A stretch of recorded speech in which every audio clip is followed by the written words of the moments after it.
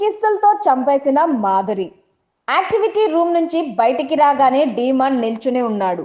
Bye Pawan అని చెప్పేసి సుమన్ శెట్టి నుదిటి మీద కిస్ ఇచ్చి బాయ్ చెప్పింది రమ్య. ఇంతలో మాధురి వచ్చి రమ్యని గట్టిగా పట్టుకొని ముద్దు పెట్టింది. ఏడవద్దు, మీరు ఏడిస్తే నాకు ఏడిపోస్తుంది. నేను నవ్వుతూ వెళ్ళాలి. నువ్వు ఫస్ట్ ఏం చెప్పావో అలాగే చెయ్యి, సరేనా? Bye, love you.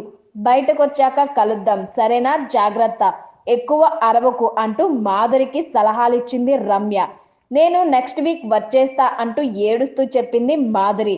తర్వాత తనూజతో సహా అందరికీ బాయ్ చెప్పేసి రమ్య వెళ్తుంటే, రే నాకు బాయ్ చెప్పవా రమ్య అంటూ రీతు అడిగింది. సారీరా, బాగా ఆడు రీతు, ఓకేనా అంటూ రమ్య వీడ్కోలు చెప్పేసింది.